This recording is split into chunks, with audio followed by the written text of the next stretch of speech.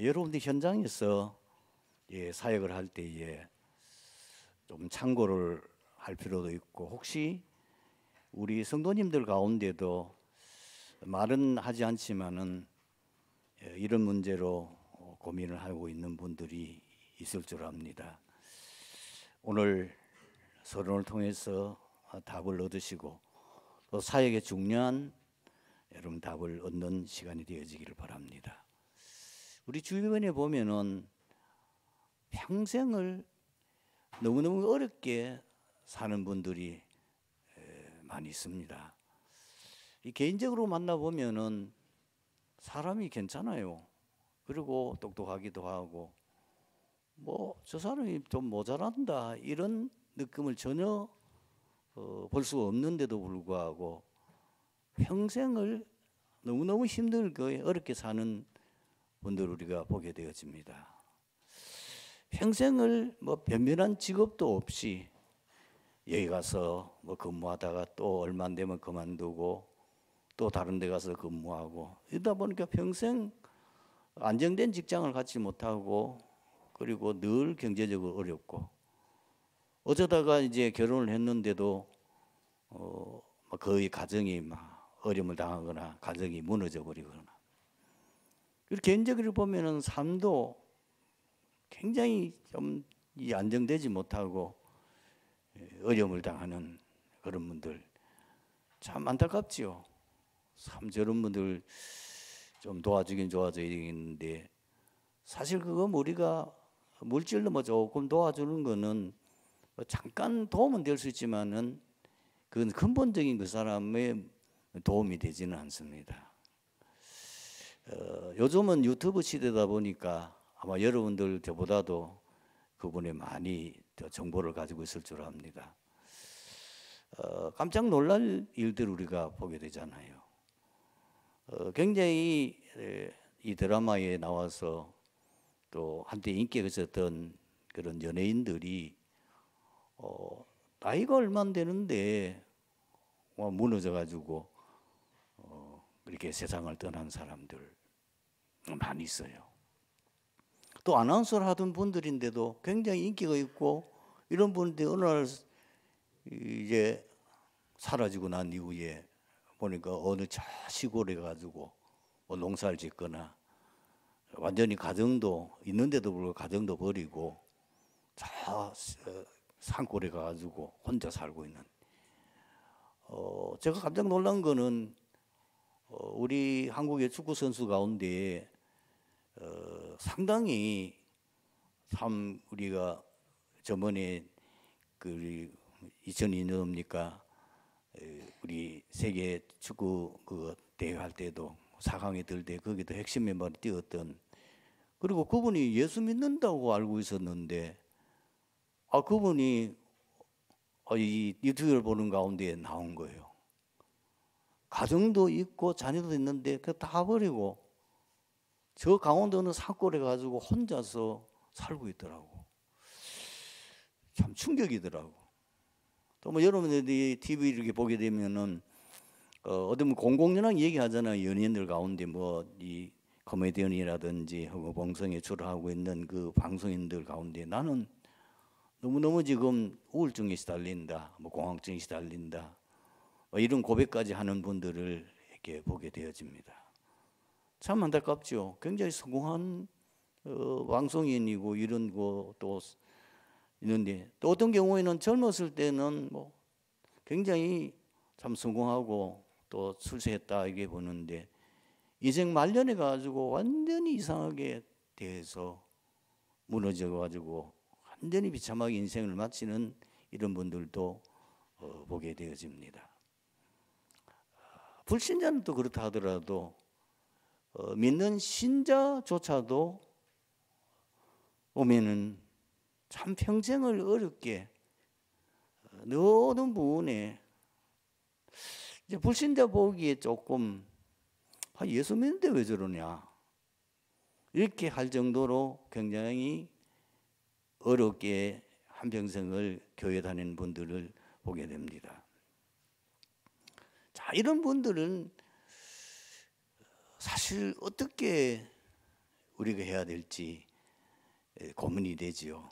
혹시 여러분 이런 문제로 고민하고 있고 마음에게 말 못할 문제로 어려움을 당하고 있는 분들이 있다면은 그 사람은 정신적 마음의 병이 들어 있고 좀 더 나가면은 영적으로 병들어 있기 때문에 그렇습니다. 사실 우리가 자기의 상태를 쉽게 이게 노출하거나 말하기 쉽지 않잖아요. 많은 분들이 왜 어려움을 당하고 있냐면은 말 못하게 굉장히 이 마음의 병이 들어가지고 말하자면은 굉장히 불안, 아무 이유도 없는데 불안하고 조급하고 이러거나 밤에 막 굉장히 시달리고 악몽을 꾸거나 이런 상태에 있으니까 제대로 밤에 잠도 못 자지요. 밤에 잠을 못 자. 그러니 뭐 사람이 의욕이 있을 수가 있고 뭘 할 수가 있고. 그런데다가 굉장히 이 사람이 어디에 민감하느냐 하면은 남과 비교해요. 그래서 늘 이렇게 비교의식 그런 거 하면은 또 자기 스스로 열등감에 느끼거나 이런 부분들 또 세상 살아가다 보니까 자기도 모르게 많은 상처를 받잖아요. 그 상처가 이제는 완전히 마음의 병으로 자리를 잡는 경우. 이런 거는 이제 가정 환경이나 또 어떤 여러 부분에도 많이 영향이 있지만은 이런 부분으로 어려움을 당하는 분들. 어떤 분은 영적 생활이 안 되는 분이 있어요. 또 아무리 해도 나는 예배를 제대로 못 드리겠다.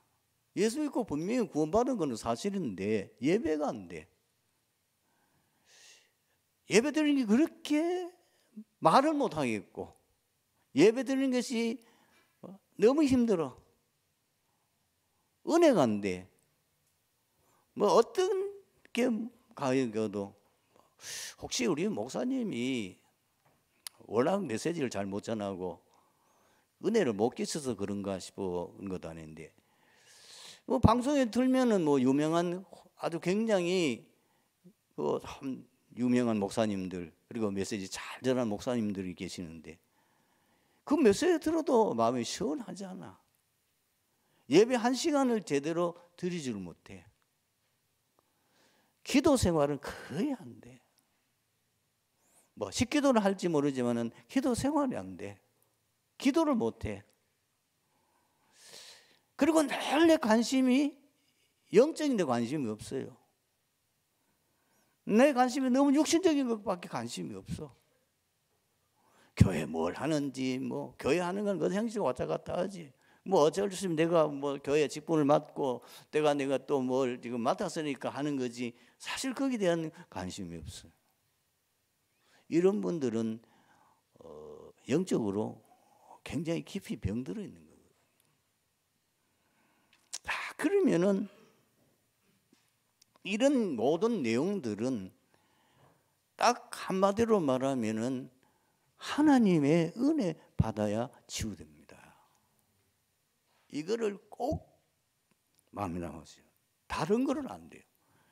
병원에 가서 의사를 만나보고 뭐 정신과, 신경과 또 뭐 이렇게 만나보기도 하고 사람과 대화도 해보기도 하고 그래도 아무리 상담을 하고 아무리 도움을 받고 해도 그건 일시적이지 근본 해결책이 안 되는 거예요.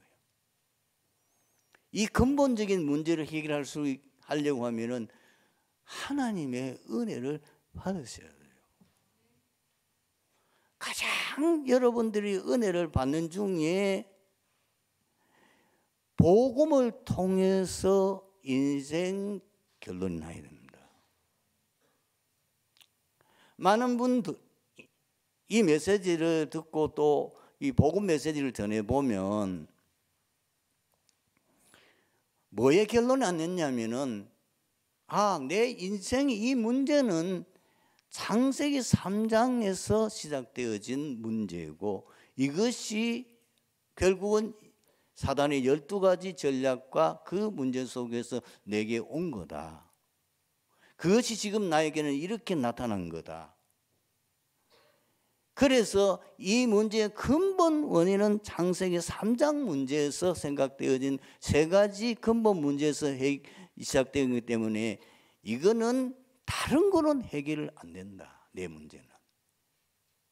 오직 이 문제는 그리스도라야만 해결된다는 것으로 딱 결론이 나야 됩니다. 그리스도 아니면은 내 인생 문제 절대로 해결 안 된다. 지금까지 많은 과정을 통해서 5만 가지 문제가 온 것은 그 나타난 결과이지 원인은 아니거든요. 인생 문제의 모든 원인은 창세기 3장입니다. 그 3가지 근본 문제 때문에 12가지 문제, 부신세가 10가지 상태가 12가지 문제 속에 나와 있잖아요. 그거로 통해서 이제 5만 가지 문제로, 정신 문제로, 육신 문제로, 뭐 어떤 분들은 뭐 이름도 빛도 없이 늘 나쁜 분이 있잖아요. 이게 영적 문제예요. 병원은 병명도 없어. 근데 시도 때도 아파. 어떨 때는 하루 종일 맥을 못 줘. 뭐 인생 사는 것이 너무 고역스럽고 힘들어. 이게 뭐 병원에 가본들 해결이 안 된단 말이에요. 사람에게 호소를 해본들 그게 뭐 위로가 됩니까? 안 되잖아요. 이 문제는 근본 문제에서 해결되어 있고 근본적으로 복음의 능력을 얻어야 돼요. 복음으로 완전히 내 속에 각인 뿌리 체질되어짐으로 인하여 내 영적 DNA가 뒤집어져 버려야 된다니까요. 진짜 내 운명에서 완전히 빠져나와 버려야 돼요. 이게 은혜 중에 은혜예요. 너희가 그 은혜를 인하여 믿음으로 말미암아 구원을 얻었나니 이것이 너희에게서 난 것이 아니요 하나님의 선물이라. 예수 믿어도 가끔은 우리가 어떤 심각한 문제가 당할 때에 또 옛날에 나오던 증세가 나올 수 있어요. 그때에 여러분들이 어떻게 합니까? 하나님 앞에 기도해야 되는 거예요. 하나님 이걸 이길 힘을 주시옵소서. 이거 어떤 것으로 해결하는 위로부터 내리는 보좌의 능력, 복음의 능력이라야만 이 문제가 해결될 수 있으니까 아버지여 내게 정말 이 문제를 이길 수 있는 힘을 주시옵소서. 저라고 없겠습니까? 우리 가문의 문제가 정신 문제예요. 우리 어른이 정신병으로 돌아가셨어요. 여러분들이 모르는 어려움들이 가끔 공격해 와요. 그때마다 제가 할 수 있는 것은 다른 어떤 것도 할 수 없어요. 그래서 집중하는 거예요. 그래서 고백하는 거예요. 계속 그리스도로 집중 고백하면은 어느 순간에 회복이 돼요. 정말 신기할 정도로 회복이 돼요. 저는 이유를 알아요. 이런 것으로 고통당하는 성도가 많이 있다. 네가 직접 그 고통이 얼마나 큰지를 경험해봐.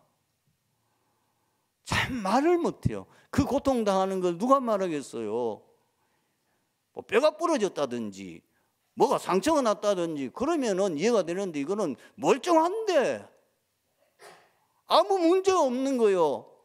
할 종일 아무것도 할 수 없어. 이유 없는 불안과 이유 없는 이 시달림이 오는데 저리 뭐 사람 미치겠네. 야, 이게 막 앙캄한 다른 거를 해결 안 됩니다. 뭐 약을 좀 드시면 조금 진정은 될 수 있지만 근본 해결 안 돼요. 그래서 완전히 여러분들 그럴 때는 진짜 너는 내게 부르짖어라. 내가 내게 응답하겠고 내가 알지 못하는 그거 은밀한 일을 보이리라. 복음에 집중하면서 정말 하나님만 탁 바라보는 거예요.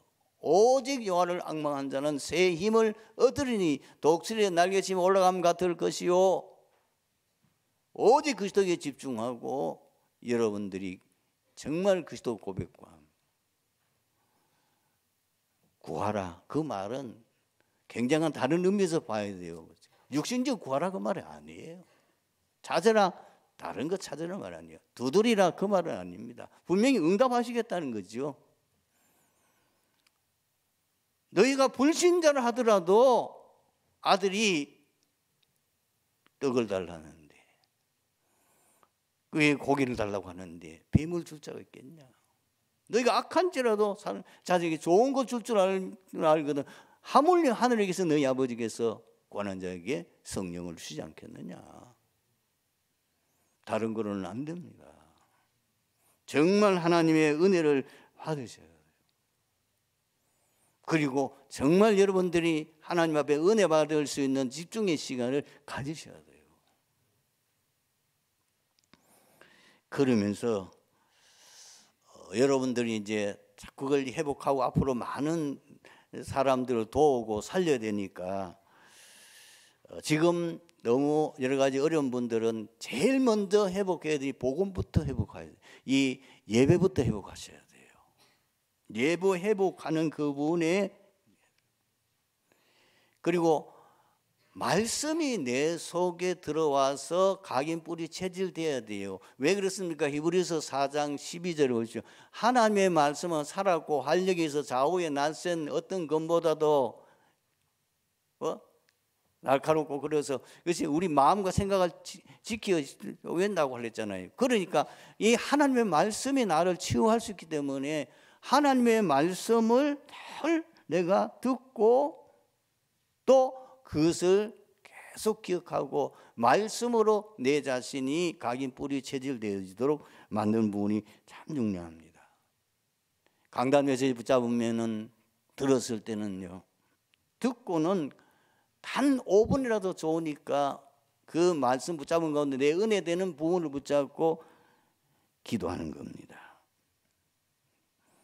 그리고 여러분들이 은혜 주시고 힘을 주시는 대로 우리가 극히 적은 것이지만은 실천하는 것이 중요합니다. 말씀을 내가 들었으면은 그 말씀을 듣는 것으로 만족하지 말고 극히 적은 거지만은 그 말씀을 내가 실천하는 거예요. 성경에 나타나는 하나님의 기적을 자세히 들여다보면은 순종할 때에 기적이 일어났어요. 자 보세요. 이 요단강이 언제 갈라졌습니까? 하나님이 이렇게 하면 요단강이 갈라질 것이다. 제사장들의 발이 요단강에 잠기면 요단강이 갈라질 것이다. 그대로 하니까 갈라졌어요. 여리고 성이 언제 무너졌습니까? 말씀대로 순종했을 때 아닙니까? 매일 하루에 한 바퀴 돌고 이런 날은 7바퀴 돌고 온 그 백성들이 성을 둘러서도 함성을 지르면은 그 여리고 성이 저절로 무너져 내릴 것이다. 그대로 됐어요. 하나님이 요단강을 갈라놓고 건너라 그런 적이 없어요. 말씀부터 주시고 그 말씀을 우리가 순종할 때에, 여러분 홍해가 갈라진 기적이면 모든 성경 말씀을 보십시오. 그래서 네 믿음이 너를 구원하였느니라. 이 말씀이 주로 있잖아요. 기독교는 믿음의 종교란 말이 뭐죠? 예수가 그리스도는 사실 내가 이해됐을 때 진짜 예수 그리스도를 나의 구주로 믿을 때에 우리에게 중생의 역사이라는 것. 그리고 하나님의 자녀되는 신분 권세가 실제로 내게 주어지는 겁니다. 성도의 삶의 핵심은 증인의 삶을 사는 것입니다. 무엇의 증인입니까? 살아계신 하나님에 대한 산 증인입니다. 창세기 41장 38절에 요셉은 바로 앙 앞에서 증인되었습니다. 너처럼 여호와의 신에 감동된 사람을 내가 어떻게 만날 수 있느냐. 다니엘서 2장 47절에도 보면은 이 다니엘이 이 느부갓네살 왕이 한 말을 듣게 됐어요. 다니엘이 그 꿈을 해몽해 주고 났더니 그 느부갓네살 왕이 다니엘 보는 앞에서 뭐라고 고백했습니까? 너의 하나님은 참으로 모든 신들의 신이시구나. 그 고백했다니까. 그리고 다니엘서 6장 26절 27절에 보면은 이제 나라가 바뀌어가지고 메대 파사가 됐죠. 사자굴 속에 다니엘이 들어갔는데 다니엘이 죽질 않고 머리털을 하나 상하지 않게 한 것은 주의 천사를 보내서 이 사자 입을 봉해서 다니엘을 해치지 못하게 한 그 광경을 다니엘이 들어있는 그 사자굴까지 이 다리오 왕이 그 현장을 보고 뭐라고 말합니까? 그 다니엘 보고 네가 믿는 그 하나님은 살아계신 하나님이시요 영원히 변하지 않으실 분이시구나. 그 정도가 아닙니다. 온 나라에 조서 내렸어요. 앞으로 저 다니엘의 하나님을 모욕하거나 망령되이 하는 자에게 내가 엄벌하겠다. 전 나라에 공포할 정도로 일어났어요. 그리고 예수가 그 소심을 증거하는 증인입니다. 그리고 인생의 바른 삶에 대한 증인입니다. 우리가 무엇으로 증인이 될 수 있습니까? 말로 증거하는 증인이요, 행동으로 증거하는 증인이며 인생 전체로 증거하는 증인입니다. 성경에 기록된 렘넌트 7명, 포로 시대의 렘넌트들, 그리고 초대교회 사도들과 제자들이 바로 그 증인입니다.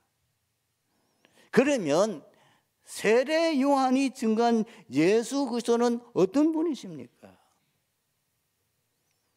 세례 요한은 예수님을 어떤 분으로 증거했습니까? 세례 요한이 증거한 예수님은 세상 죄를 지고 간 하나님의 어린 양이라. 이것이 오늘 29절에 나와 있고도 36절에도 나와 있습니다. 이 말이 뭐냐? 가장 한마디로 말해보면은 세례 요한이 증거한 예수님은 인생 모든 문제 해결자 그리스도시다. 그걸 증거한 거예요. 성경은 그리스도를 통해서 인생 문제 해결할 수 있음을 예언하셨습니다. 처음부터요. 언제요? 창세기 3장 15절에 인간이 범죄하자 말자 바로 약속하신 것이 그리스도를 통해서 인생 모든 문제를 해결할 수 있어. 시대가 지나가서 또 그 언약을 놓쳐가지고 인간이 타락돼서 완전히 네피림 시대가 되는 창세기 6장 사건 보십시오. 그 홍수 재앙에서 피할 수 있는 사람은, 거기에서 건짐을 받을 수 있는 사람은 방주 안에 들어간 자만 살았습니다. 여기 이 방주는 그리스도 안에 있는 자만 이 재앙을 막을 수 있다는 것을 보여주는 겁니다. 또 이스라엘 백성들이 언약을 놓치고 저 애굽 땅에 가서 400년 살면서 거기에 세계 복음화해야 될 그 사명을 놓쳐버리니까요. 완전히 노예가 되고 400년 동안. 그때 하나님께서는 모세를 통해서 전 이스라엘 백성들과 전 애굽과 그리고 바로와 함께 뭘 말합니까? 그리스도를 선포했다니까요. 비제사 들어갈 수 있도록 우리 백성들을 갈 수 있도록 허락해달라. 이 비제사가 뭘 말하는 겁니까? 알아듣지를 못하잖아요. 놀랍게도 이 애굽 땅에 하나님께서 10가지 기적을 행하셨습니다. 애굽 땅에는 10가지 재앙이지만 이스라엘에게는 10가지 기적을 행하는데 9가지 기적을 행하는데도 바로가 항복을 안 해요.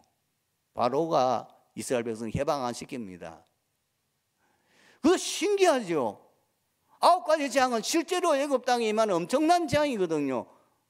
그런데 이 10번째 재앙은 뭐냐면은 피 바르는 집, 그 문설주와 임방에 피를 바르는 집만 이 죽음의 재앙, 장자가 죽는 재앙이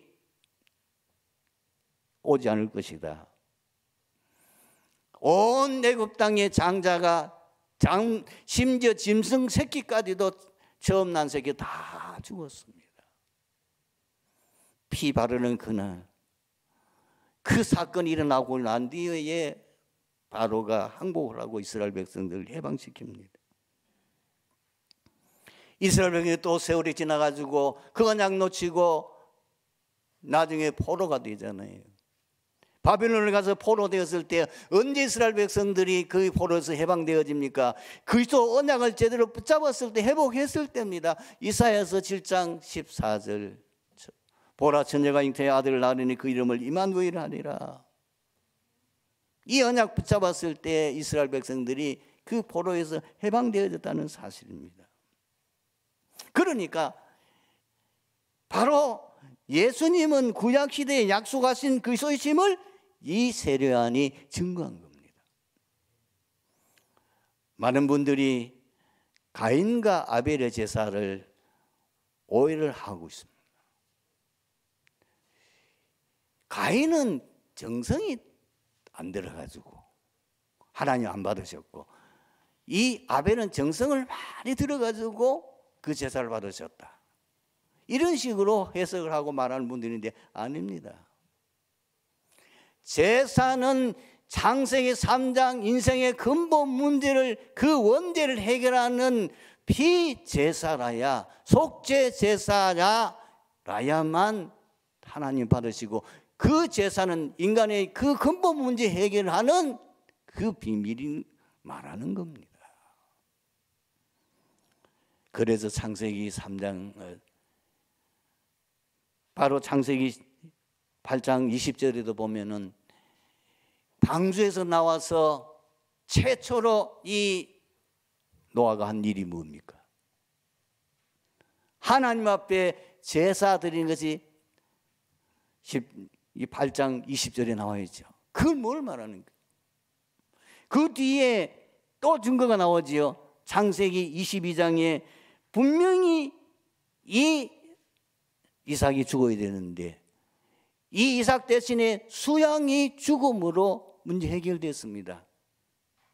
이것은 이삭이 영원히 잊을 수 없는 이 복음의 비밀을 깊이 거기서 체험하는 시간이 있어요. 내가 죽어야 되는데 이 수양이 대신 죽음으로 말미암아 거기서 내가 속죄함을 받게 되어졌다는. 레위기에 나오는 5가지 제사 비밀이 무엇입니까? 그 제사는 모든 이스라엘 백성들 매일매일 제사 드리면서 뭘 각인시키기를 원합니까? 오직 인생의 모든 문제는 예수 그리스도를 믿음으로 말미암아 구원을 받을 수 있다. 예수 그리스도께서 창세기 3장 인간의 근본 문제, 그리고 우리의 자본죄, 모든 죄 문제를 해결하심으로 말미암아 우리가 구원받게 되어진 것이다. 그걸 계속 설명하는 거예요. 그래서 바로 그 주인공이 들어오게 되지요. 그것이 마태복음 1장에 나오는데, 이 비밀을 요셉은 알지를 못하잖아요. 자기 부인이 잉태를 했는데 이유가 너무나 알 수가 없는 거예요. 그때에 주의 천사가 나타나서 이 요셉에게 말하잖아요. 20절을 보면은 내 아내는 성령으로 잉태됐다. 그리고 21절에 뭐라고 말합니까? 내 아내 마리아가 아들을 낳을 것이니 이름을 예수라 하라. 예수는 구원하다, 그 말입니다. 구약 성경은 여호수아, 예수와, 그러다가 드디어 신약에 와서는 히브리어에서 헬라어로 오면서 예수. 그 말이 뭐냐? 예수란 말이 뭐냐? 이는 그가 자기 백성을 그들의 죄에서 구원자이심이라 하니라. 여러분, 지금 세례요한이 증거하는 예수는 뭡니까? 세상 죄를 지은 어린 양을 보라. 그 말이 얼른 알아듣기 어렵지만은 그 말은 예수님은 창세기 3장 문제, 사건, 인간의 근본 문제 세 가지를 해결하신 그리스도다, 그 말입니다. 인간의 근본 문제는 3가지 아닙니까? 인간이 하나님을 떠나서 죄를 짓고 완전히 사단의 속에 장악됨으로 망했습니다. 그래서 그리스도는 우리를 하여금 다시 하나님 만난 길을 여시는 선지자. 예수님 직접 말씀하셨잖아요. 내가 곧 길이요 진리요 생명이니 나로 말미암지 않고 아버지께로 올 자가 없느니라. 그리고 인간이 죄를 짓기 때문에 재앙을 받게 되잖아요. 이 죄 문제를 해결하는 직책이 바로 제사장이잖아요. 그래서 마가복음 10장 45절에 예수님이 직접 말씀하셨어요. 인자가 온 것은 성김을 받으려 함이 아니요 도리어 성이라고 내가 모든 백성들의 죄를 대속하기 위함이라. 인간을 멸망시키는 가장 원인이 뭡니까? 원흉이 바로 사단입니다. 그래서 요한일서 3장 8절에 하나님의 아들이 나타나신 것은 마귀의 일을 멸하심이라. 세례요한은 예수님을 누구로 증거했다고 합니까? 인생 모든 문제 해결자 그리스도시다 그 말입니다. 두 번째로 세례요한은 예수님은 누구시냐? 하나님이시다. 선지하신 성자 하나님이시다. 예수님이 인간의 몸을 이 땅에 오시기 전에 이미 창세 전부터 계셨다. 사도 요한은 요한복음을 기록하면서 그걸 말했어요. 태초의 말씀이, 그 말씀은 그리스도를 말하는, 예수를 말하는 거예요. 태초의 말씀이 계시니라. 이 말씀이 하나님과 함께 계셨으니 이 말씀은 곧 하나님이시니라. 요한복음 1장 3절에도 예수님 어떻게 표현했습니까? 하나님이신데 그 하나님 예수 그리스도를 통해서 이 모든 세상 만물이 창조되었음을, 창조주 하나님이신 걸 말하니요. 만물이 그로 말미암아 지은 바 되었으니 지은 것이 하나도 그가 없이 된 것이 없느니라. 히브리서 1장 2절에도 또 그로 말미암아 모든 세계를 지으셨느니라. 그래서 세례요한은 자기와 예수님을 비교해가지고 나는 그분의 신발끈도 풀 자격이 없다. 왜? 그는 창조주 하나님입니다. 나는 죄인 중에. 그래서 30절에도 또 말씀합니다. 그리고 34절에 또 말씀합니다. 분명히 예수님은 벌써 이 땅에 오시기 전에 미리 계셨던 분이시다는 거예요. 그분이 바로 하나님의 아들이시다. 이 사도 요한은, 세례요한은 담대하게 말씀을 전했습니다. 세 번째로 세례요한은 예수님을 어떤 분으로 증거했습니까? 예수님이 바로 성령으로 세례를 베푸실 분이시다. 원어 성경에 나오는 성령으로 세례를 베푼다는 이 말은 무슨 뜻이냐면은 성령으로 거듭나다, 성령으로 중생하다, 그런 뜻입니다. 다시 말하면은 모든 사람은 성령으로 거듭나야 구원받을 수 있기 때문에 그렇습니다. 니고데모를 만났을 때 예수님이 말씀했습니다. 니고데모는 이 예수님이 아주 뛰어난 스승으로만 생각했어요. 대단한 분으로 생각했는데 만나자마자 이 니고데모에게 동문서답하듯이 예수님 하실 말씀이 무엇입니까? 사람이 거듭나지 않으면 하나님의 나라를 볼 수 없느니라. 그러니까 니고데모가 너무 알아들으면 사람이 어떻게 다시 태어날 수 있느냐. 예수님 거기에 대답도 안 하고 또 말합니다. 5절에 예수께서 대답하여 이르시되 진실로 진실로 내게 이르노니 사람이 물과 성령으로 나지 아니하면 하나님의 나라에 들어갈 수 없느니라. 바로 이 예수가 성령으로 이 땅에는 모든 사람들을 구원하기 위하여 세례를 베풀 사람이다. 그 약속을 말하는 거예요. 예수님도 직접 약속하셨어요. 40일 동안 감람원에서 하나님의 나라에 대해서 말씀하시고 마지막 하신 말씀이 4절 이하에 나와 있잖아요. 요한은 물로 세례를 베풀었으나 너희는 몇 날이 못되어 성령으로 세례를 받으리라. 그러면서 오직 성령이 너희에게 너희가 권능을 받고 예루살렘과 온 유대와 사마리아와 땅 끝까지 내 증인이 되리라. 뿐만 아닙니다. 예수님께서 이 감람원에서 이 말씀 전하기 전에 이미 요한복음 14장 26절에도 말씀했습니다.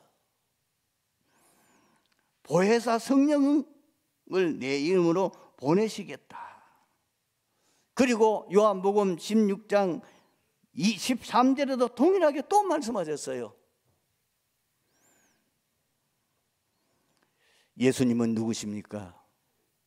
성령으로 우리를 새 분을 베푸심으로 말미암아 우리를 참 구원할 자이십니다.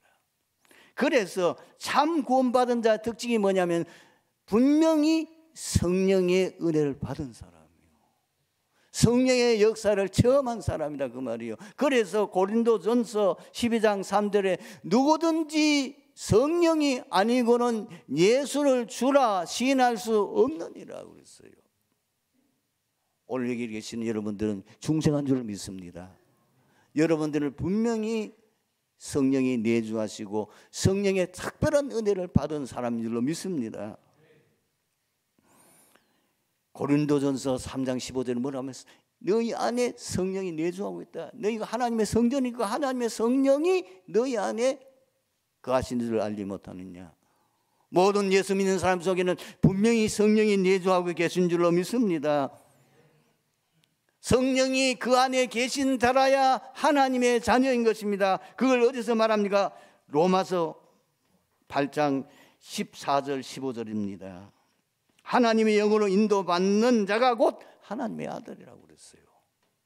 그 정도가 아닙니다. 고린도후서 5장 17절에 뭘 말씀하고 있지요? 누구든지 그리스도 안에 새로운 피조물이라 이전 것은 지나갔으니 보라 새것이 되었도다. 여러분 성령으로 통하여 새로운 피조물로 하나님의 큰 축복을 받은 하나님의 자녀인 줄로 믿습니다. 오늘 말씀의 결론입니다. 그러면은 우리가 어떻게 하면은 평생에 복음의 증인의 삶을 살 수 있겠습니까? 영적 서밋, 기능 서밋, 문화 서밋 7명의 특징입니다. 어떻게 하면 되겠습니까? 보좌의 힘으로 충만한 영적 서밋이 됩니다. 우리가 어떻게 기능 서밋이 되겠습니까? 보좌의 달란트를 발견한 그거로 그 달란트를 가진 자라야 기능 서밋이 되는 거예요. 그리고 우리가 어떻게 문화 서밋이 됩니까? 보좌에서 주시는 그 미션 가진 자라야 문화 서밋이 됩니다. 여러분들이 이 축복을 받아 평생에 복음의 증인, 세계 복음화의 증인 되기를 주님의 이름으로 축원합니다. 기도하겠습니다. 하나님 감사합니다. 오늘 말씀 통하여 이 자리에 참석한 트리티 교회 모든 성도들이 평생 예수 그리스도 복음의 증인으로 영적 서밋, 기능 서밋, 문화 서밋의 축복과 응답 받게 하여 주시옵소서. 예수 그리스도 이름으로 기도드리옵나이다. 아멘.